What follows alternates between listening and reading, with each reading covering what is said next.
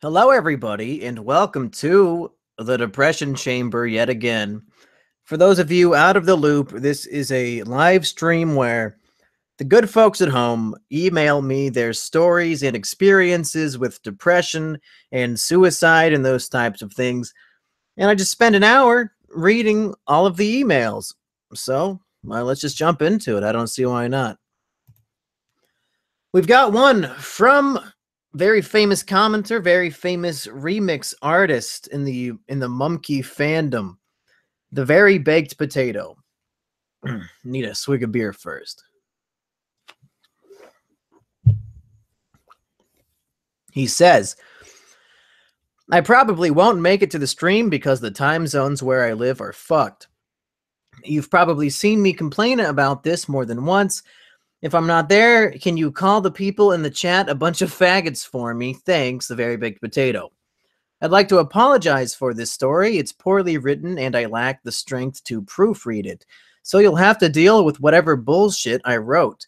I'd also like to provide some background. I live on a Pacific island in the middle of the ocean that's part of a chain of other islands. This info is needed for one random part of the story. There was this girl that I knew since we were kids who had a crush on me for the longest time. She was really timid and shy, and so I never really gave a shit about her. Fast forward to high school, and she gets diagnosed with brain cancer. The hospital on the island I live on isn't exactly equipped to deal with brain cancer patients, so she stayed in a hospital on a different island. I didn't see her for the rest of the school year, and I really didn't keep up with any news on her situation. After about a year and a half later, I hear that she's healed, but with cancer, you're never truly healed. A couple weeks after the news, she starts going back to school every other day. The year goes on, and one day she messages me on Facebook asking if I wanted to date her. So she's had this crush on me for like 9 or 10 years. I thought that was amazing, but I never really liked her back. So I rejected her. She quickly replied, "Can we at least be better friends?" And I said yes. Here's when it starts to get bad. She starts to go to school less and less often, and some of my classmates noticed this. My dumbass couldn't care less because I was barely even acting like a friend to her. Eventually, after she spent like 2 weeks away from school, our teachers tell us the news. Her cancer had come back, and the doctors said that they've done all that can be done. Her family also decided to throw an early Sweet 16 for her a couple months early because she probably wouldn't make it to her real birthday. So we threw her this huge party, and there was this part of the party where a bunch of people slow dance with her. I was placed on her second to the last dance right before her father, not knowing that I'd be one of the last people to ever dance with her. Sometime after the party, she messaged me again. We talked for a while, and I realized that I had been a terrible friend. So I ended the conversation, promising to be a better friend with her. Did I keep that promise? Of course I didn't. Since that party, I visited her only fucking once. I rarely saw her, but she was rapidly declining in health. Eventually, she couldn't walk, then see, then talk. It felt like it was almost happening too fast, but when I think about it now, I had months. There was time I couldn't even fucking visit her more than once. I had so much time, but barely even gave her a thought. 3 months. 3 months after I danced with her, she could barely move. My mother woke me up one Saturday and told me that she passed in her sleep the night before. Jesus, I still feel so defeated as I write this. Guilt was something I was used to. I wasn't exactly a good kid, so I was used to getting in trouble and making my parents feel ashamed of me. But I couldn't let this go. I still haven't let it go. Her only request of me was to be a better friend, and I couldn't even give her the time of day. I can't even fucking escape it. Her mother works at the school, and I'm reminded of her every fucking day. I just want it to end. And that's the end of the email. I don't even know if my microphone's picking this up. Let's see. Oh, good. People are talking in the chat. Baked Potato, I don't think he's here. He's probably not here. But yeah, guilt. That's a tough one, living with guilt, because that stuff, it's really hard to make it go away. I think sometimes you just have to straight up forget about what happened, and as if that's not impossible enough. I don't know. Does anybody have any good advice for dealing with guilt? Because I sure don't. I I mean, people who have heard me tell stories from my past know that I've done lots of bad things, especially during my high school years. I still hold a lot of guilt for those things, but there's not much you can do about it. I think it's in the realm of those things where when you remember an embarrassing story of something that you did, it really is only embarrassing to you because all the people around, or the people who saw it, most likely don't even remember it. It's only ingrained in your mind because of the emotional connotation you have with that event. So, like, I understand that, we will feel guilt when we think of these things, but chances are the other people involved, they might have gotten over it a lot sooner than we have. And especially this cancer girl, I mean, she certainly doesn't feel bad about it anymore. As bad as that is to say, I mean, you can feel guilty all you want, but nobody is suffering due to your actions anymore. So I don't know. It's kind of like you're punishing yourself when there's no longer a victim, but you can't choose how you feel. You can't choose how you feel. I still feel guilty for shit that the people probably don't even remember happened, you know? Let's go to the next one. Here's one from a very Russian looking name. And I'm only going to say who it is if they straight up tell me to say so, like a Very Big Potato did. Most of these are just going to be anonymous. I am 20 years old and I've been suffering from depression for the past 8 years. My life hasn't been perfect, but there are so many people that have it way worse than me and still manage to be happy. Although my life isn't all that bad, the main problem is the constant feeling of self-hatred. I constantly feel worthless, unlovable, and subhuman. On top of that is crippling loneliness. All of my social interactions are incredibly shallow. I always wear a mask, never showing my true self to people because I am afraid they will leave me when they find out who I really am. I don't blame them. Why would anyone want to be around me? I don't deserve love. All I deserve is pain. I self-harm almost every day to punish myself for being such a worthless waste of space because the only thing that ever gives me any pleasure is knowing that I am getting the pain and punishment I deserve. And that's the end of the email. Well, I know if you were on some sort of shitty, like Dr. Phil show, or like you were talking to a therapist, they would probably at this point spout off saying, no, no, you deserve to be loved. Everybody deserves to be loved. But I don't attribute to that. I don't think that's true. But I also don't think that anybody deserves to be in pain or deserves to be punished for no reason.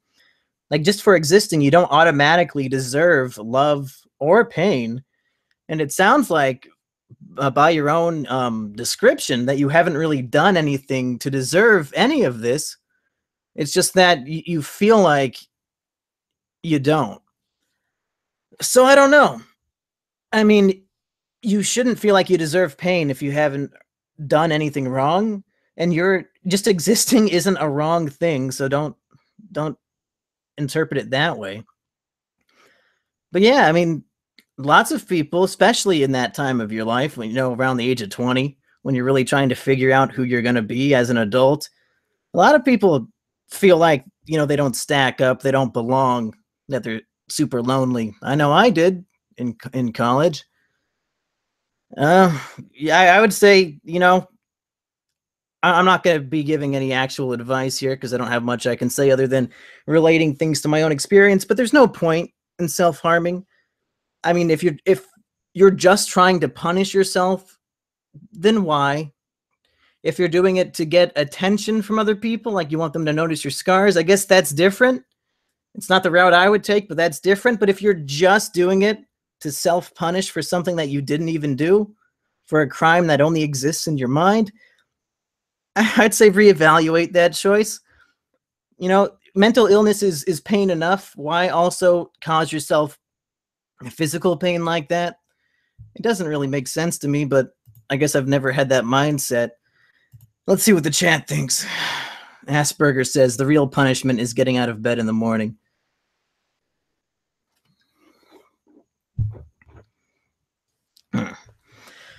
Okay. Let's go to the next one. Hi, Mumkey. Warning, my English sucks more cock than Mumkey's content. Thanks for that.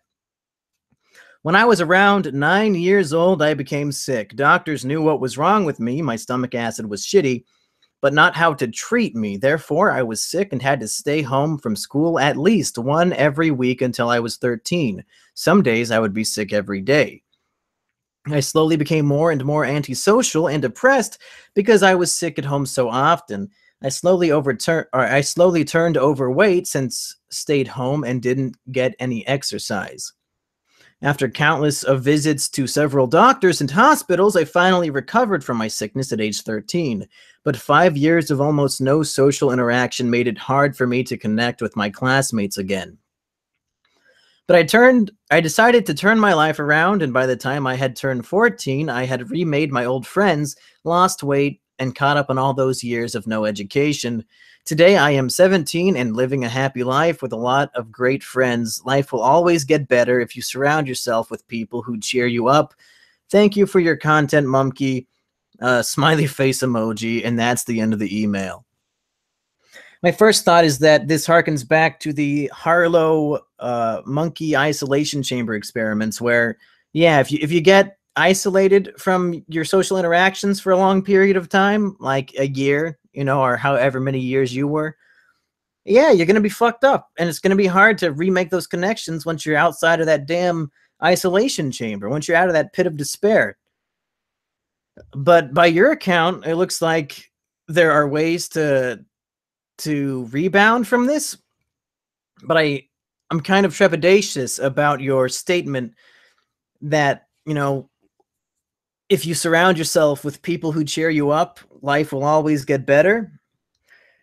Like, it looks like good advice on the surface, but that's much easier said than done. Clearly you did it, and that's great.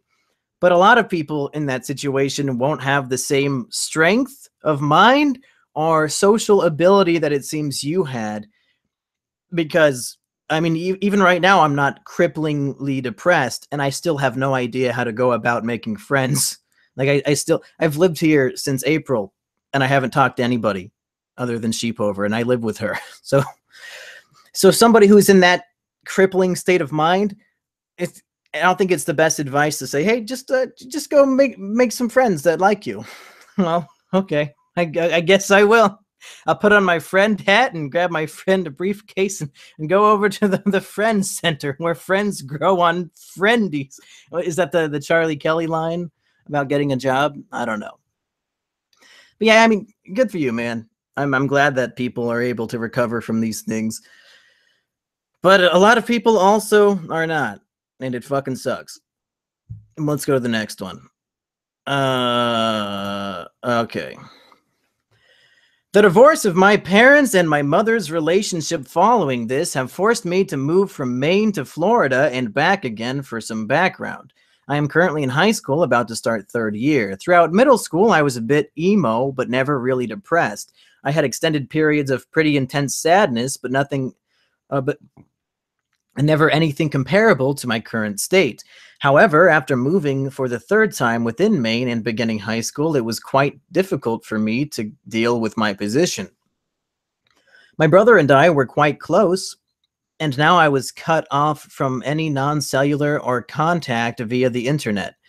I also feel tremendous guilt for letting my mother coerce me into lying to my father about the permanence of our trip to Maine.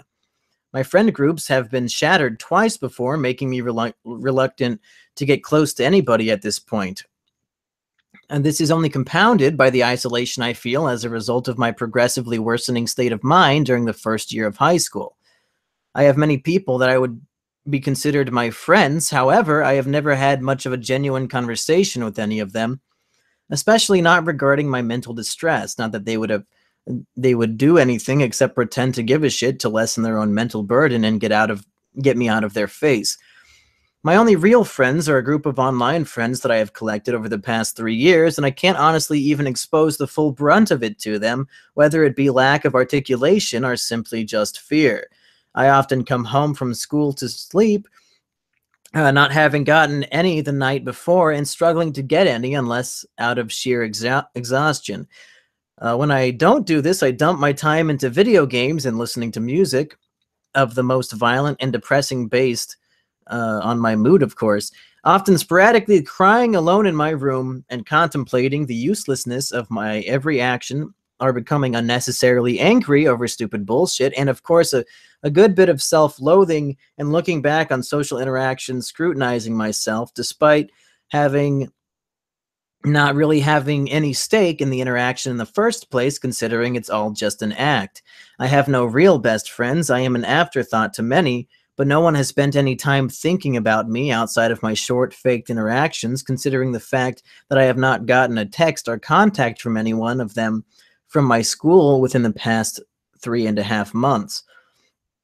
And this is not to complain or that I harbor any hatred towards these people, but I just feel so detached and alone and can't really maintain interest in any interactions unless I fake it and force myself into some social circumstances just to try and get some feeling from it or some feeling of normality. But as of yet, I have not accomplished much.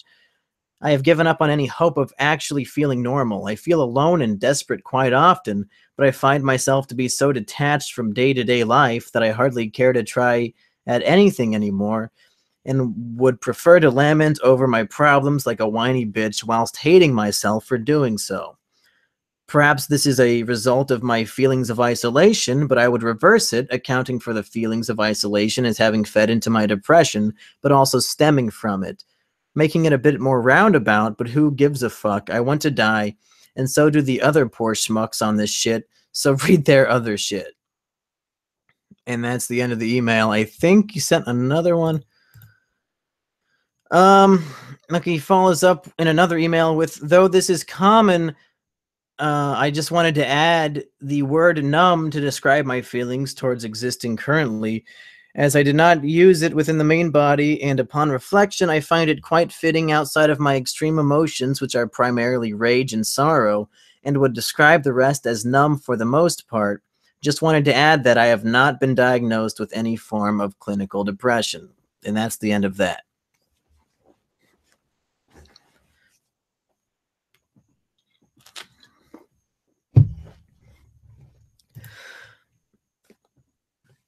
Okay, in the chat, we've got everybody discussing the Linkin Park song "Numb," so that's good. I'm glad we're all taking taking this guy so seriously with his. That's a tough one for somebody in their junior year of high school to already be just surrounded by numbness and to also be sporadically angry and sorrowful. Even to this day, I get irrationally angry all the time, and I like, even when I recognize what's happening, I still can't repress the feelings, and it's hard to exist when you're just like, you feel that primal rage burning in your brain, and you just want to do something crazy, but you can't. Like, what am I gonna fucking do? Go pick a fight with somebody? I'll get killed, you know. And yeah, being unable to feel like you have real friends is tough. I have a lot of online friends. Pretty much my only friends these days are online friends. And luckily, they're all depressed losers as well. So we're very open in discussing those things, at least for the most part. I remember in high school, at one point, there was a 3-day weekend, and I was excited. And on Friday night, I texted, I think, like 8 different people, asking all of them, if they wanted to hang out or do something over the 3-day weekend. And by Monday night, the end of the 3-day weekend, I realized that none of them, nobody out of the 8 people I texted, even bothered to respond saying no. I got no replies the whole time. And that really shook me. That somehow the 8 people who I felt closest to, not a single one felt like even responding to me to tell me no. I don't know why I'm necessarily bringing that up, but it's just what your email reminded me of. And there's a lot of other things in here too, but let's move on to the next one. We've got, okay. My dearest Mumkey, I've been putting off every obligation as much as I can so that I can sleep 9 a.m. or 6 a.m. till 9 p.m. Wow, that's a lot of sleep. Everyone that I dislike is asleep around then, so it's a win-win for me in my own owlish head. Okay. Now that I'm doing this till community college starts, I've been dreading returning to school. I barely passed high school because of my low self-worth and was making me contemplate jumping out of a second-story window, but prevented me from doing so because I convinced myself earlier that I'd screw up, even putting a bit of lead through my skull. Even the stuff I loved doing no longer gives me any satisfaction. I used to enjoy screenwriting and film, but now I redo everything till I give up. This email took a few rewrites before I forced myself to send it. I'm actually proud of myself of writing a email and not just deleting it. Sorry if this is a rambling mess. Your fan, Will. End of the email. Well, if you are sleeping for 15 hours a day, maybe don't go to community college, because it just sounds like you're going to be completely miserable if you really struggle to even like write an email. That's definitely not the right place for you to go to. And I'm not going to say, go talk to your parents, go talk to, like, don't necessarily do that, but maybe find a way into a situation where you don't have to wake up for fucking class every day and just be miserable, because that sounds terrible. I don't know how or what, but it sounds like that would be a pretty bad environment for you to be in, and it's just going to make you feel worse, probably, unless you suddenly get some injection of motivation and decide that doing schoolwork is good for you, in which case do that, but I don't know if that's going to happen.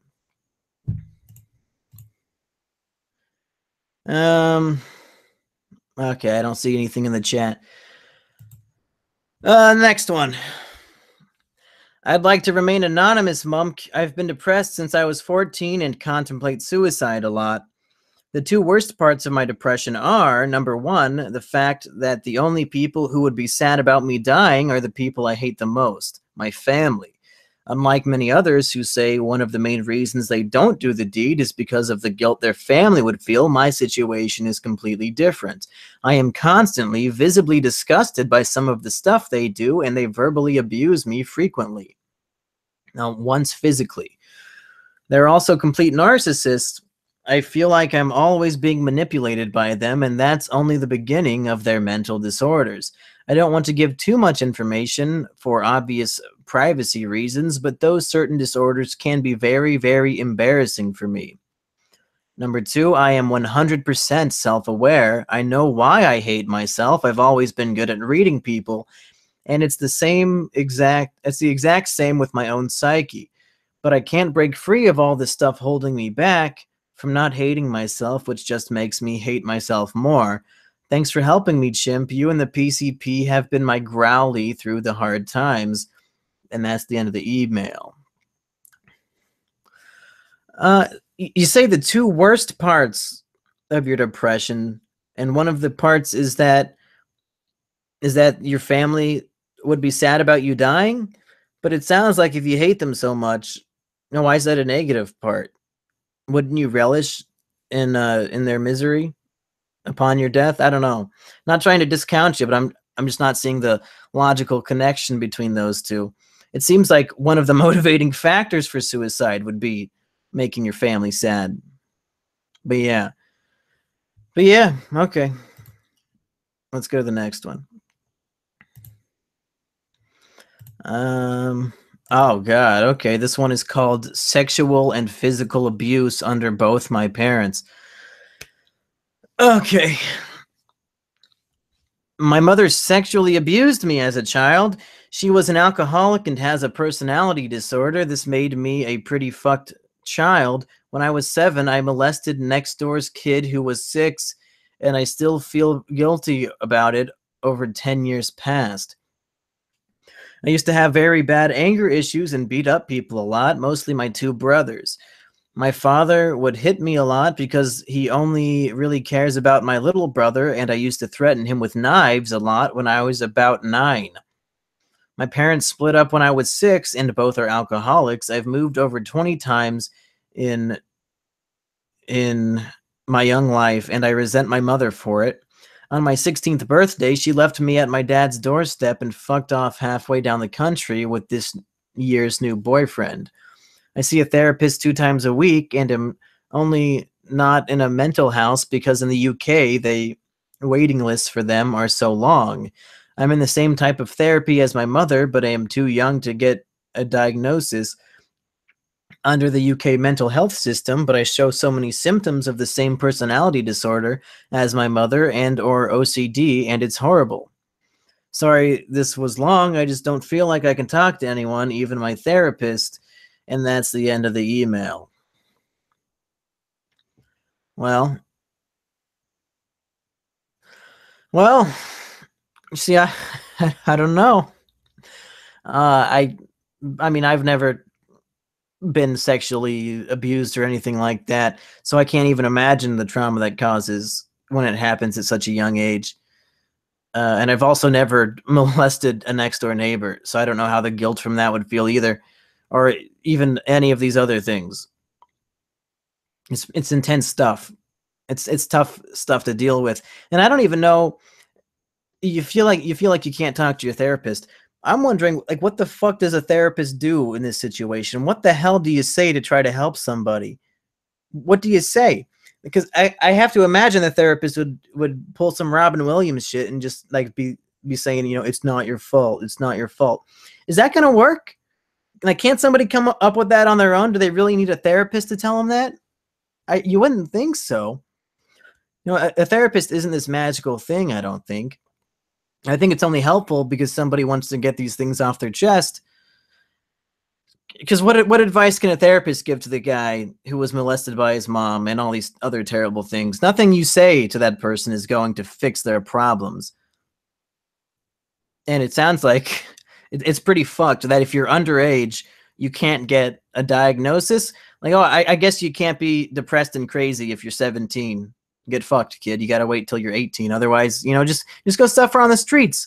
You know, I know you have violent intentions all the time, but just go on the streets. The loony bins are full. You know, we can't do anything for you. Just go ham. It's completely fucked. The whole thing sounds terrible, and I don't know how anybody can help that.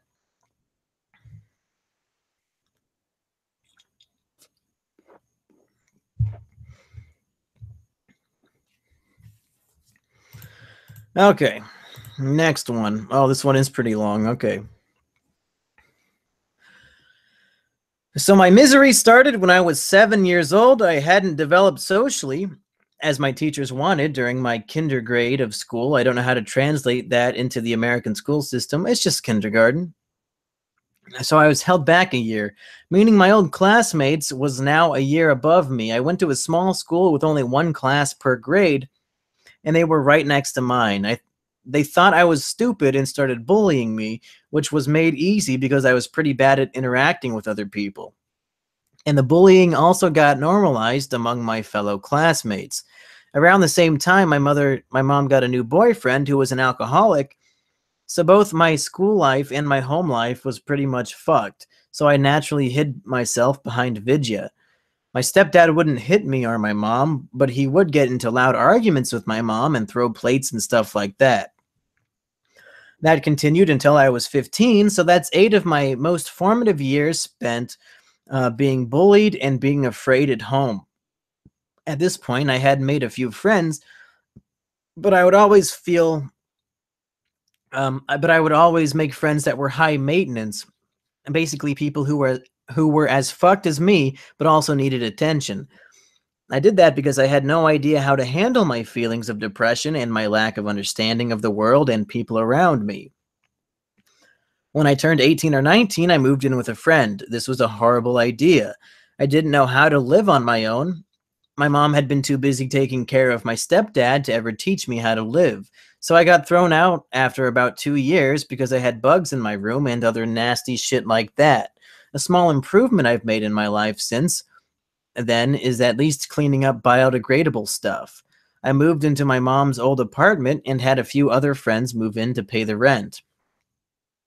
So I was failing in school at this point and decided I need to see a psychiatrist who gave me an ADD diagnosis. I dropped out of school and went through all sorts of psychiatric things like mindfulness, talking with a psychologist, and so on.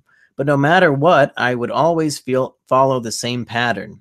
I'd be enthusiastic at the start, but then slowly I'd lose my motivation again. Really, I didn't feel motivated to do anything. I could barely feed and clothe myself. The only reason I didn't kill myself at this point is that I thought I would die anyway, no matter what. I was literally too demotivated to kill myself. After a while, I ended up in a place meant to get you ready to get back into studying or the workforce. But I couldn't see the point of the things we were doing. I tried calling my contact person to ask what exactly I was doing would help me, and he couldn't answer. So I had a breakdown, went to a psychiatric hospital. We talked for about an hour, and I was sent along to an ambulant treatment option. Basically, I had to show up to this place close to where I lived every week, and they would try to figure out how to help me. After a few months, I was re-diagnosed with a schizotypal disorder, basically a lack of motivation, difficulty with social skills, if not outright antisocial behavior, and depression were the symptoms I showed the most, as well as some speech pattern stuff that I can't really describe. So I was put into another ambulant treatment with someone who focuses on people in the schizophrenic line of diagnosis, but it didn't really help much, and in the end, I was committed to a long-term stay at a psychiatric center. I spent 6 months there, and while I learned a lot about communicating what I feel and becoming more happy about who I am, it hasn't helped much in treating my symptoms. I'm almost 27 now, and I still feel like shit. I can still barely function. I spend 2 months eating nothing but pizza because I can't get myself to both buy groceries and make the food. I've become more suicidal than ever, and I don't even hate myself anymore. I just feel like I'll run out of options and suicide will be my only solution. So that's where I am now. I'm going to take a writing class and some media editing because I'm interested in making YouTube videos, but that's not really a way to make a living unless you get lucky. And that's the end of the email. All right, there's another big one with a lot of stuff to potentially unpack. The part about being to lack so much motivation that you don't even feel like killing yourself. That's a pretty deep level of being unmotivated, where even like the one thing that you probably want to do is end it all, and even that you're like, I don't feel like it. I don't see the point. So yeah, that's pretty deep. That's the type of thinking where you don't even want to get out of bed because there's no point in even moving in life and even being awake. Yeah, well, it looks like you said you're 27 now, and it's not really getting any better. So I don't know. I mean, it really depends. I'm not approaching this from the position that suicide is a bad thing, because I genuinely don't think suicide is a bad thing. I think for some people, suicide is the right answer, and if it's what they want to pursue, they absolutely should. I don't prescribe to all that bullshit about, oh, it's just a temporary problem to it's a permanent problem to a temporary solution. Yeah, this 27-year-old guy who's been suffering his whole life, that sure is a temporary problem, isn't it? Yeah.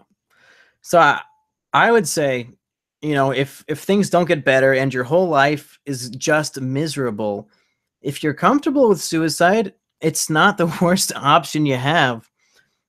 But if you lack the motivation for it, you're kind of just stuck, stuck in the muck. So I don't know. I don't know. Here's an email called "Being a Muslim Sucks."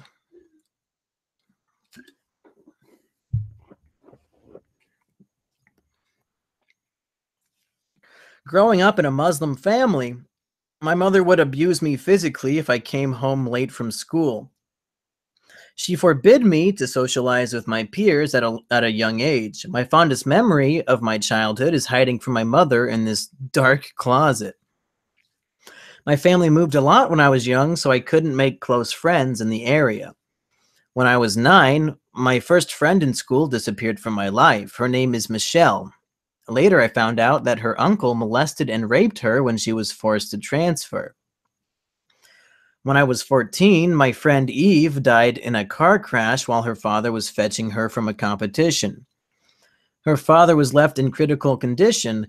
I experienced a mild form of depression from here. We moved again, and I had to reset my relationships with people around me. I stopped believing in the religion at this point. My mother continued to physically and emotionally abuse me at this time. She would slap my face, break my asthma inhaler, and step on me when I made any mistakes. When I was 20, a Magic the Gathering buddy and close friend of mine, Noel, passed away due to cancer. I began having thoughts like, it should have been me, why did he have to die? Coupled with social isolation from my peers and the abuse from my mother, I tried to kill myself.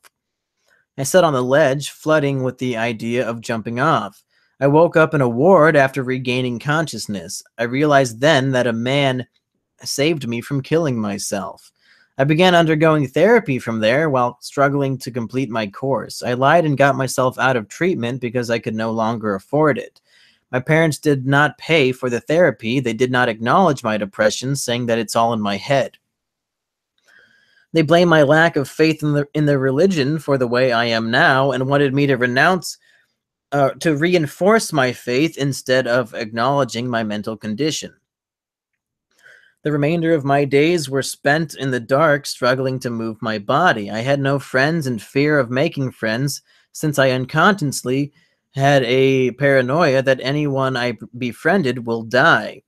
I began to sleep a lot because I can see the people who died and left me in my life in my dreams, since reality was shitty for me. Ever since I attempted suicide, it became much easier to attempt to kill myself. When my mother found my porn, she wanted to break down the door in my room and put me under 24-hour surveillance. At that point, I would always carry a penknife with me and point it at my neck, threaten to kill myself if they would try anything funny. We lived separate lives under the same roof from there on. I attended a concept art and illustration school and flunked halfway due to difficulties I faced with depression. After that, I shut myself in, and it has been 2 years since I've stepped out of my house. The time spent was mostly on the internet, sleeping and filled with thoughts of killing myself. There have been nights when the urge to die is too great. Content creators like you have eased the pain, and for that, thank you. I am 26 years old now, struggling with depression and social anxiety, struggling to get myself back together. You've grown to be my favorite content creator on YouTube, and thank you for hearing my story, Mumkey. And that's the end of the email.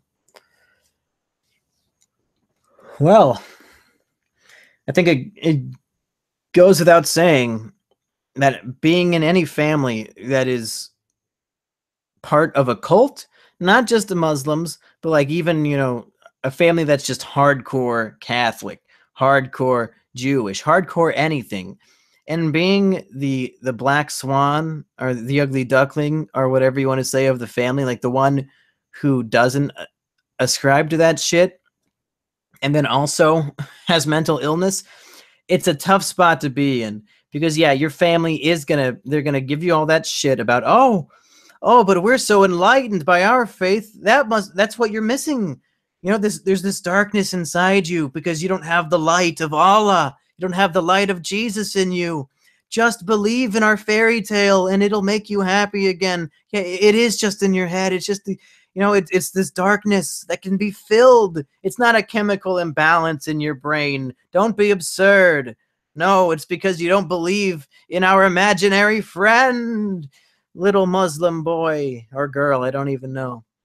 Who the fuck breaks their kid's asthma inhaler? You're the parent. You're gonna have to buy the new one. What are you fucking doing? It's retarded. Like Like, go into my PlayStation and delete all the stuff in my memory card. Don't break my fucking asthma inhaler. What's the point? What's the point? Sucks to your asthma, as they would say. Fuck, what's the chat up to? We got another 20 minutes on this. And I don't even think we've gotten to the new emails yet. I'm gonna have to do these more often if I want to get through all these emails. We got so many. Asperger says Muslim moms are fucking crazy. They enforce the Burqazd. I don't know. And then Desu Lucky Star says, hey, save files are more valuable than health. Asperger says, read my email. I didn't know he sent one. Where would it be? Is there an Asperger? Oh, I guess there is one. Okay, it's very short, and he sent it 30 minutes ago. Here's one from Anonymous, and his name is definitely not aspergerrap@gmail.com. I told her I'd love her for the rest of my life. It's been true. And that's the end of the email. I would have said it's still true. I think that sounds better. But yeah, you know what? Yeah. To not only to have unrequited love, but to have loved and lost and to still be in love. Fuck that saying, better to have loved and lost than never to have loved at all. Are you fucking kidding me? Are you fucking kidding? You think that a lifetime of pain is an okay thing in exchange for like 5 months of happiness, as opposed to just like a neutral life without the pain or the happiness? What are you fucking smoking, guy who made that up? Who was that guy? I did research on the guy who wrote that. He was some poet. He wrote a poem about like the Light Brigade or some shit, but I don't remember who he was. But fuck that guy. He doesn't know what he's talking about.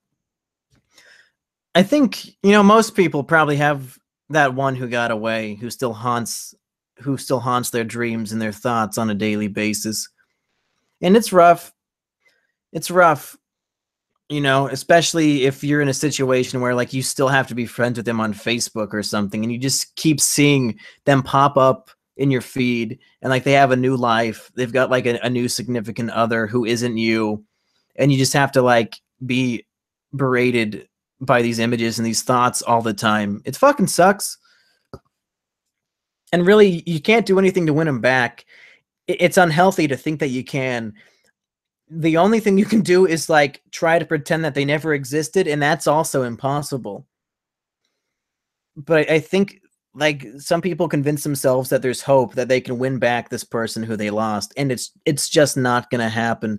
And it will only cause you to be more angry and sad all the time, and also it will prevent you from trying to start a new relationship and to rekindle that happiness that you had, because you're going to be so focused on this one bitch from like a year ago, then you're never going to grow and change as a person. And this isn't advice to Asperger, because I know his situation better than that, but just in general, we all have that person who we couldn't end up with no matter how much we wanted it, and you just got to you got to find a way to move on, and it's going to be a different method for every person. But it's another situation that just fucking sucks. Is Asperger saying anything, or did he hang himself? I don't see him in the chat. Maybe he's dead.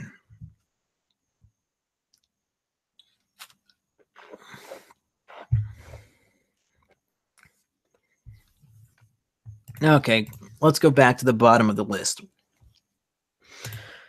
Here's a new email. This summer, like every day is the same at this point. I wake up around noon and stay on my computer all day looking at the content people I like create, because it provides an escape, and the rest of the time I spend daydreaming for hours on end, living the life I want to live in my head as another form of escape. I'm convinced I have a maladaptive daydreaming disorder at this point. I never had any real friends, and the few I did freshman year in high school don't contact me anymore. Sophomore year was just sitting alone every day in the library during lunch, hoping to feel what all the happy social people around me did. I write this as I am about to enter my junior year in high school. While I hope for the better, I don't think this year will be much different. But now I want to improve myself and work towards my goals. I want to turn all this time in isolation and loneliness into a positive thing. I want to be like the content creators like I always watched and made me smile and laugh all the time I was in my worst times and make others feel that way, hopefully through writing stories and sharing them with others online. I wish everyone in a similar or worse position or situation the best and that they feel better in time. It's comforting to read that so many other people feel the same way as I do and that I'm not alone. Thank you to anyone who gave enough of a shit to bother reading this. And that's the end of the email. I'm going to look up this maladaptive daydreaming disorder because that's a new one. I think I can guess what it would be, but that's a new one. I don't know if that is that a real thing? Let's see, Wikipedia.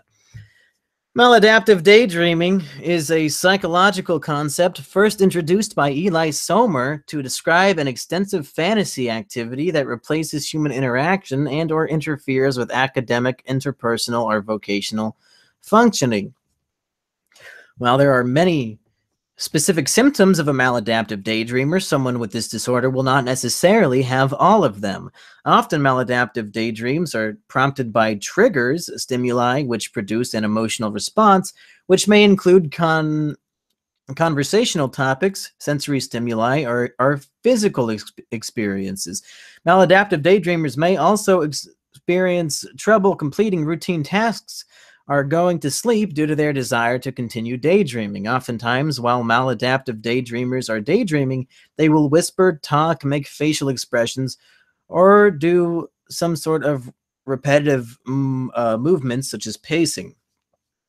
Maladaptive daydreamers can spend hours simply daydreaming. They may have elaborate fantasies within their minds, often comparable to a complete novel or movie. Many have more than one fantasy in their mind, each with its own characters, settings, plots, etc. Maladaptive daydreamers may become emotionally attached to their characters as well, though they know the characters are not real. Wow, I didn't know there was a whole disorder for this thing. That's crazy.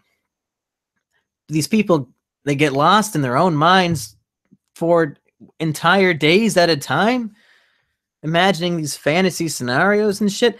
Like, who doesn't get lost in daydreaming from time to time? I always come back to the idea of waking up like as you like your 7-year-old self, in the past, but you still retain all the current knowledge. Like I think about that every fucking day, but it doesn't control my life in this crazy way. That's crazy. I keep saying crazy, but man, people who like would rather just lay awake thinking of their fantasy thing instead of sleep.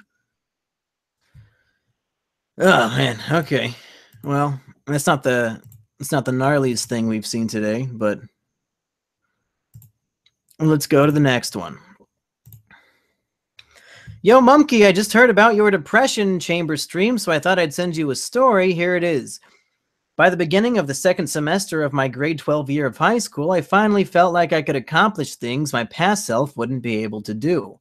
I thought that my future was soon going to be a bright one, but that wasn't the case. Later on in the semester, my father announced that he was getting married the day after my 18th birthday. He probably meant well by this, but I was still sort of pissed that I would have to spend my day entering adulthood celebrating my parents getting married. I started to notice more depressed thoughts after this, but it was only the beginning of my downward spiral into dark thoughts. Later, I discovered that my cat had a deadly tumor in her jaw. I had this cat since I was 4 years old, so I had a strong emotional connection to this cat. A couple of weeks later, my cat had to finally be put down. That day, I cried more tears than I ever had in my life. I didn't know how I was going to deal with it. It was then I thought that I had to finally collect the courage to ask out a girl that I had feelings for more than over a year, just so I could experience something nice in return for losing my cat. I had hesitated to ask her out for several reasons, not just because I was a pussy. In the same week my cat died, I had asked this girl out only to find out that I was a day or two late. She already accepted an offer for a date from a guy that she didn't have many feelings for. That weekend, I didn't feel like doing anything, not even fapping, and I thought about ways I could end myself. Fortunately, I was seeing a close friend of mine that weekend, but waiting to meet up with him had never been harder. For the first time, I was afraid of what I might do to myself if he didn't show up soon. When he did show, I felt a sense of relief, but I still didn't feel completely well even though he was there. When it was time for him to leave, I was actually scared.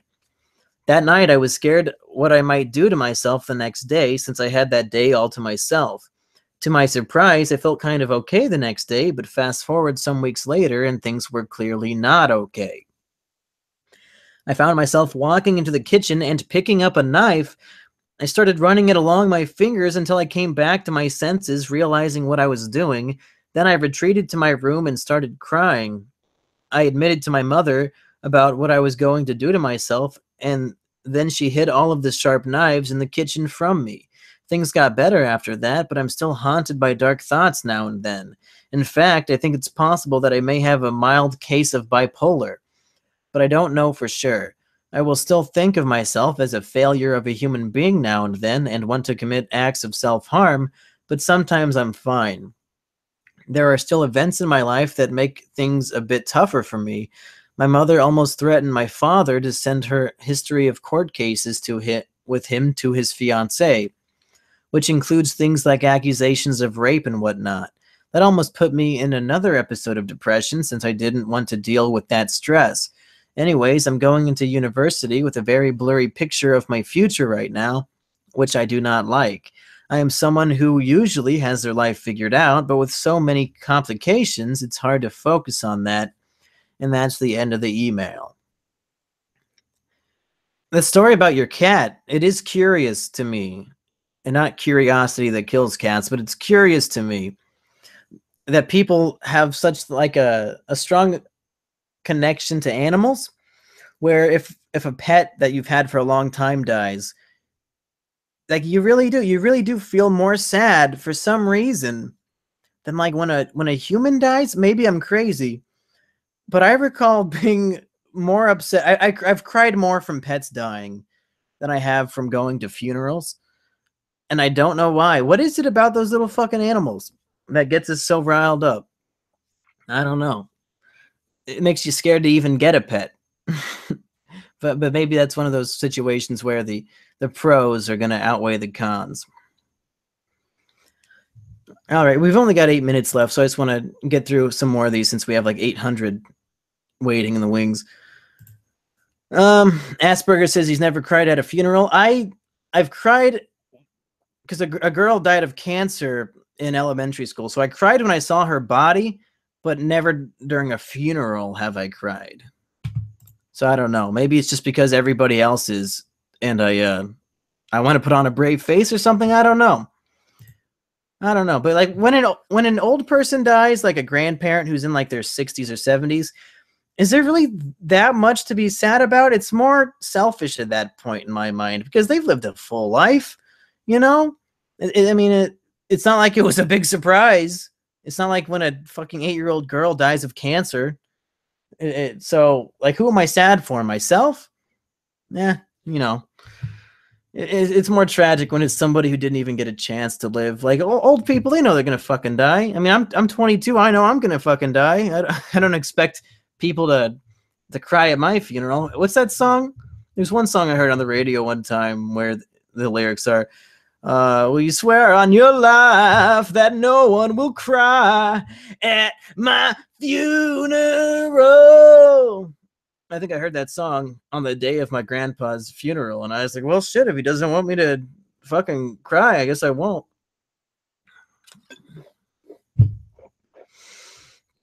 All right, this guy wrote a book, so this will probably be the last one of the night, but I'll get to the rest of them at some other point. Apologies if this is too long. I didn't mean to write a fucking class paper on the matter, but it just came out this way, so I understand if you won't read this out. Thanks anyway, though. It's a difficult task trying to collect all of one's mysteries into a concise few paragraphs, even though I often pride myself on being well literate and well articulate. It's this kind of shit people can and do write 1,000-page novels about, so already I feel I've failed. In some of my darker weeks, I've been tempted into calling this, whatever it is, depression, although I don't think such labels such as depression or bipolar ever help. Not really. I've never sought help, even though people have recommended I do so. Essentially, I never went to high school under the guise of being homeschooled, going completely uneducated through my teen years, which I have only come to regret deeply, and has also killed almost any social abilities in me. Talking online is one thing, and I keep in touch with one or two friends overseas. But in person, I'm practically a stuttering retard who remains mute half the time out of sheer insecurity that whenever I open my mouth, something idiotic will come out.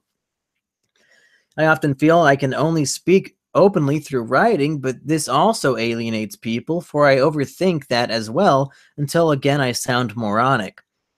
Lacking any work ethic or motivation, I've let the entirety of my scant collection of local friends slip away. Feeling their best without me and seeing their happiness from afar only reinforces this notion. And even though I tell myself that the only reason I continue to live is to follow my passion as a writer and a lover of literature, it remains an unusually productive day if I get 300 words down on the page. I have the drive for suicide in me, although it remains oddly calm, cold, and dispassionate, and I don't suspect I'll be doing it anytime soon. I guess the urge, at least in me, comes from the sense of dread that pervades the mere thought of the rest of my life. It seems all one gray, bitter mass of ambiguity where the prospect that I'm going to have to wade through it like an open mirror seems an unreasonable certainty. Through loneliness, poverty, because of my lack of education, my lack of drive, meaninglessness in my actions, and existential misery. I'd like suicide as an option. I like having it as a sort of get-out-of-jail-free card, the notion itself, some certainty to starve off that dread of the impending uncertain. It's a comfort. I'd be lying, though, if I said that the prospect of hell doesn't scare me. There's a strong sense of dissociation over almost everything I do. When I realize the fact that what I'm doing is the same I've been doing for years and will be perhaps years later, nothing seems tactile or significant anymore. Even doing something I should enjoy, like eating or conversing with people or watching a movie, borrowing a line from Fight Club, everything feels like a copy of a copy of a copy. When I look in the mirror, I don't identify with this fleshy, bony organism, this meaty puppet I have control over.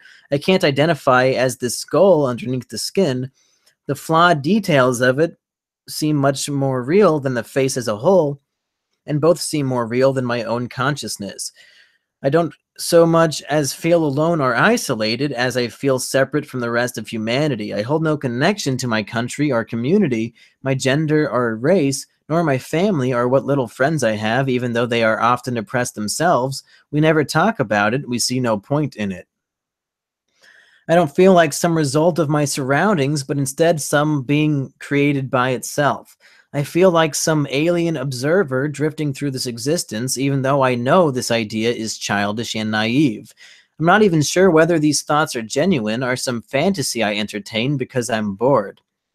One of the only things I do feel attached to, though, is this cold, bitter hatred for myself and others. The very way I think feels illogical and toxic to me, every line of thought circling back around to self-criticism or criticism of others. It has gotten to the point where my immediate instinctual reaction when someone is trying to create something genuinely beautiful, say a love poem or photograph of something bright and colorful, is of searing disgust. I would not like to meet myself, for I would hate this person. Whenever I hold anyone I know in deep disdain, it is because I see something of myself in them. I find it amusing that within certain branches of the limited group of people I know, depression is treated almost as a badge of honor, their own misery as some sardonic contest. It's almost impressive how many people I know have essentially boasted about being suicidal, as if it's something I should be in awe of. All of them are teenagers, though, all of them younger than me. Most of whom I hang around online are significantly younger than me. This is out of some sort of superiority insecurity or complex or something. I'm almost 19, and people my own age seem to have everything in check, and because of this, it seems wrong for me to be around them. One of my closest friends almost killed himself, and it was partially because of me. That isn't paranoid blame, that's a fact. It came out of nowhere at the time, and when the Skype line between us went dark for half an hour or so, I was powerless to do anything because I lived thousands of kilometers away. When he finally returned to talk, sobbing, refusing to see anyone else, it was difficult not to shout at him, calling him a fucking idiot. I think if we were in the same room at the time, I might have hit him out of my anger. It's tempting to say that these live streams are therapeutic, offering some relatability and connection to other people listening to their tales of woe, but really they just reinforce the notion for me that there's something a little messed up about things. Whether that be our generation, our society, the human condition, or perhaps us specifically, I don't know. Perhaps unhappiness and misery are the default states of being, and nothing is messed up, and happiness is somehow a more difficult or enlightened state. I don't know. I laugh about it all because it's nonsense. I realize this may sound like depression. This may sound nothing like depression, sorry. P.S. As an aspiring writer myself, reading your book, which may I add is surprisingly pretty damn good, was somehow at once an infuriating and humbling experience. And that's the end of the email. And I think on that very hard-hitting note, that's going to be the end of Depression Chamber number 2, folks. But we'll keep these going. I got a lot of emails to go. If you want to submit your own stories or experiences, just shoot them over to mumkeyjones@gmail.com. And we'll do this again sometime, folks. We'll do it again. I've been Mumkey. See you next time.